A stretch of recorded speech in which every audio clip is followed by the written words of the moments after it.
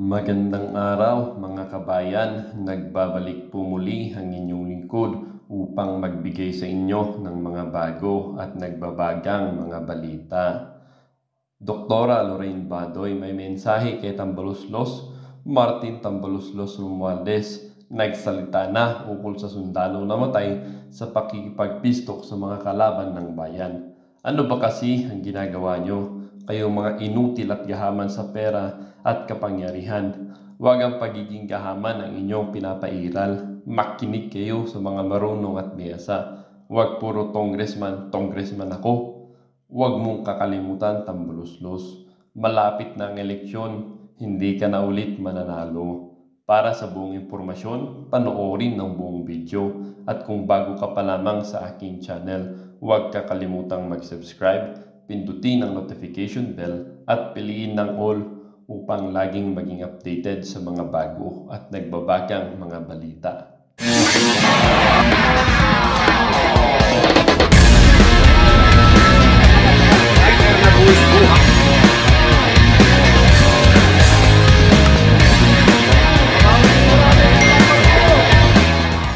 Ang isyong ito ay naging usap-usapin din sa social media. Merong isang netizen na nagsabi, "Tama po kayo, Dr. Badoy.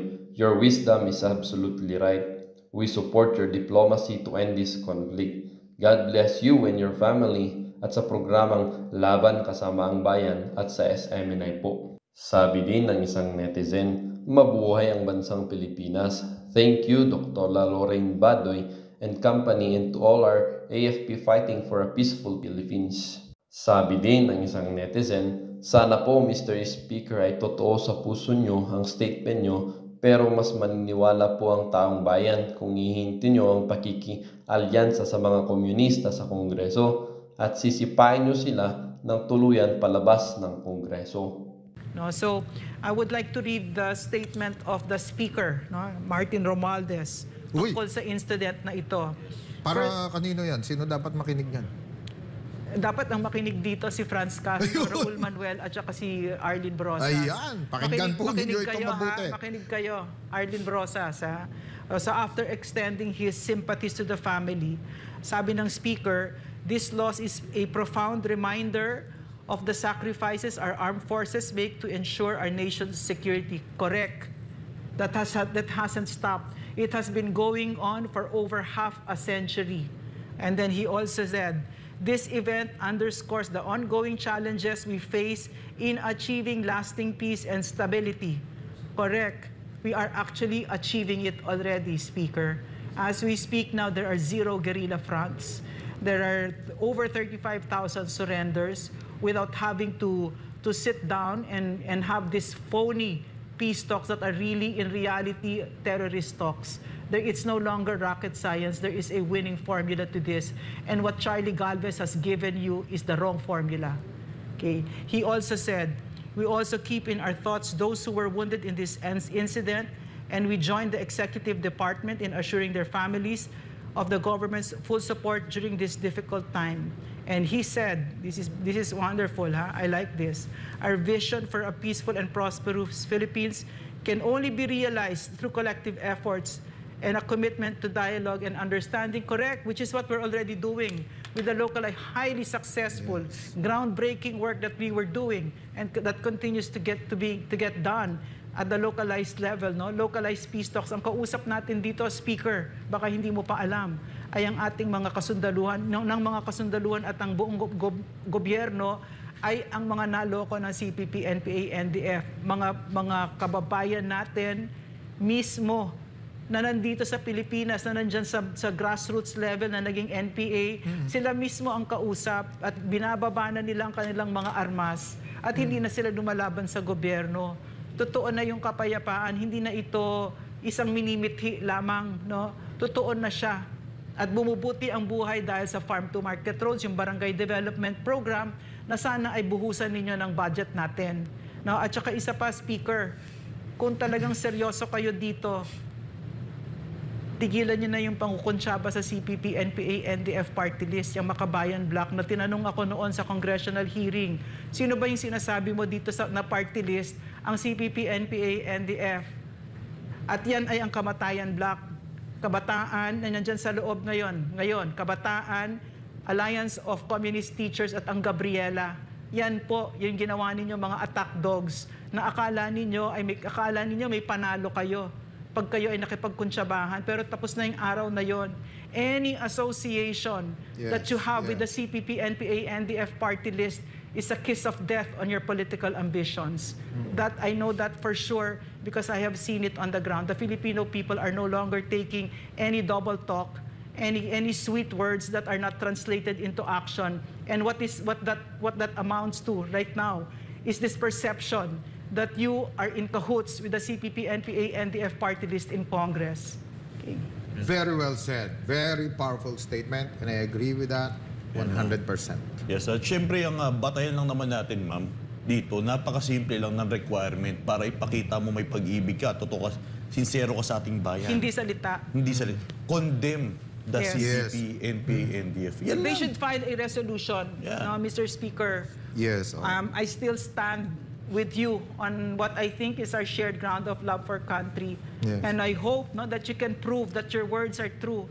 If you can couple that with action, starting with a resolution that you will file in the House condemning the CPP, NPA, NDF, and hopefully the Ethics Committee of Congress will censure the CPP, NPA, NDF party list in it, of which the Filipino people, if you have not heard, and I don't know how you could not have heard it because they are speaking loudly and clearly and screaming at the top of their voices na kinamumuhian nila si Arlene Brosas ng Gabriela, si Franz Castro ng Alliance of Communist Teachers at si Raul Manuel ng Kabataan ng mga top recruiters ng NPA ng mga anak namin.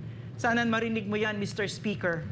At siguro, Yusek Lorraine and Franco at sa ating pong mga kababayan, since nagsalita na po ang leader ng Kamara de Representante, sana Beautiful. makinig. Oo, Yes. beautiful. Ako, for what it's worth, I'm very happy that may ganitong statement coming from And we applaud the House Speaker. We Yes. applaud the Speaker for Yes. really saying this. Yes, and ano po dapat kasunod Meron niyan? tayong pagsisimulan. Exactly. Ang kasunod niyan, siguro makita naman natin yung collective sentiment ng buong Kongreso. Sama na natin yung Kamatayan Bloc, no? Na sundan ito pong mga sinabi ng ating pong House Speaker, no? Through a resolution, no? Condemning what happened and expressing their sympathies to those who died. Hindi lang yung sundalo natin who's now a hero, of course, yung mga sugatan at yung anim din. No, in the interest of peace. So I'm dreaming of a day, Yusek Lorraine, no, and Franco, na itong mga party list ng tinatawag ng Makabayan Bloc or Kamatayan Bloc sa Congress, sila mismo yung magsabi na abandonahin nyo na yung armed struggle. No? We can fight for reforms, we can fight for change, hindi naman kailangan makipagbarilan. Diba? Correct. Yan. At yan ang magtatapos sa lahat ng problema ng bansa natin. Imagine niyo na pag-usapan yung red tagging. Defense mechanism yan eh. Close your eyes. Halimbawa, sarap po ninyo mata nyo. Imagine niyo ang Pilipinas na walang new people sa army. Hayaan mo may CPP at NDF. Alisin mo lang sa equation yung NPA. Hindi issue ang red tagging. Yes. Hindi Correct. issue ang red Yes, tagging. hindi. Kaya- Not at all. Kaya nga meron tayo, kung okay lang ma'am, meron tayo yung video, kung ano ka, yung huwad na pistocks na yan. Yes, could you? Meron tayo, please? yes. Ipi-play natin to nang sa malaman nila kung ano ba, isa sa signatory to sa Pistox eh. At siya mismo ang mag-explain ito ni isa sa mga naging pahayag ni Donnie patungkol sa Pistox na ito. Panoorin po natin ang video na ito. We see that peace negotiations are another form of legal struggle, which is possible to be used by the revolutionary forces in order to advance the revolutionary armed struggle and the revolutionary mass movement. This other form of legal struggle, the peace negotiations, does not replace the revolutionary armed struggle nor the revolutionary mass movement. In fact, it should advance, it should support this revolutionary armed struggle as the main form of struggle, and the revolutionary mass movement, which is a more important struggle than the peace negotiations. Yan. Yan. At yan, Yusek Joel, Ma'am Lorraine, napakalinaw naman itong huwad na Pistox na ito na kung saan pinatunayan din ng isa sa ating nakapanayam din dito na si Sir Mauricio. Kung ano ang layunin nila sa peace talks na iyan. Ito'y palakasin, paramihin ng recruitment, at hindi nila ibababa ang kanilang armas. Isa yan sa mga indikasyon na hindi totoo ang peace talks na iyan, Yusek Joel. Correct. Ano yan as I said, as I have been saying, yung template na yan, hindi naman nila binabago. Dahil pag binago nila ang kanilang template, ang kanilang approach, para nilang binago yung mga in-indoctrinate sa kanila, nila Joe Masison at ng mga nauna, masisira yung foundation nila eh. Therefore, is there a chance that they had already changed, di ba, yung kanilang approach when it comes to dealing with peace talks as a part and parcel of the revolutionary armed struggle daw? Sa tingin ko po ay hindi. And we should caution our senior leaders there. Armed with that information, armed with that, pansinin ninyo yung mga statements ng mga supporters nila. Di ba? Sinabi na natin na there are no preconditions, pero sila pa ulit-ulit na binabanggit yung mga kondisyones, no, na kailangan daw ganito, kailangan daw ganyan. Sabi na nga natin na ang gusto nila ay nung yung joint communique na sinasabi ay start fresh, no? Yeah. Start fresh. Right now, yung mga nababasa ko ng mga reactions from the enablers of the CPP, NPA, NDF, and their spokesperson mismo, no? Aba, ay puro kondisyones. Puro demands. Meron nagkakaroon na ngayon ng big demands na. I'm sorry, Yusek Joel, I'm sorry, but we asked for it, no? When we sat down and negotiated with these terrorists by way of that communique by Charlie Galvez and Manny Bautista, we asked for it. Kahit wala ngang opening, maghahanap ng opening yung mga walang modong yan at magde-demand. Binigyan mo pa ng opening. And it is no longer rocket science. Alam na natin kung ano yung huwad na peace talks na yan. Ang galing na mismo sa bibig ni Luis Salandoni na ngayon ay best friend na yata ni Charlie Galvez. Diba? Well, Parang tuwan-tuwa pa siya, no? Na they were so kind. Sabi pa ni nanaloko siya, no? So, we really are asking for this. That's why we were so clear. We were so clear about no more. You don't go to the negotiating table with the CPP, NPA, NDF. Ano ba tayo? Baliw ba tayo? Paulit-ulit ito? Ang ano Diba? dyan, And we don't want to wait for someone who will write against this peace talks.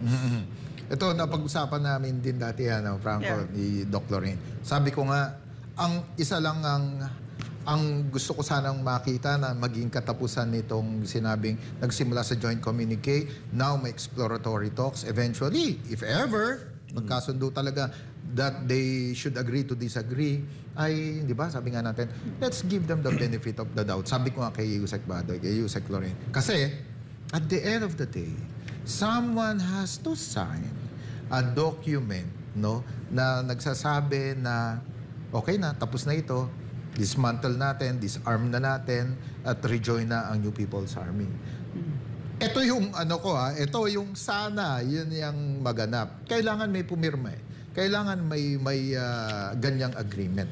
And successful ang local peace engagements. I agree. Hindi nila may tatanggihan. Very, very successful. However, I'm just presenting a counterpoint, no? Yung halimbawa, ang kinausap sa local peace engagement, si Luzon, Visayas, and Mindanao. Now, kung si Luzon ay mag-disarm at sumuko at manumbalik, what about si Visayas and Mindanao? Yes. Hindi mauutusan ni Luzon si Visayas at Mindanao. I think ito sana, hopefully, ito yung idea na may isang magsasabi, hopefully, na isang magsasabi, Luzon, Visayas, Mindanao, stop it altogether. Hopefully po, hoping against hope, na ito yung kanilang goal, kumbaga nga. Somebody has to sign something. To end everything, to the armed struggle. But from where I'm sitting, there is a proper time for that. Yes. No? Bubugbog sarado ko muna sila.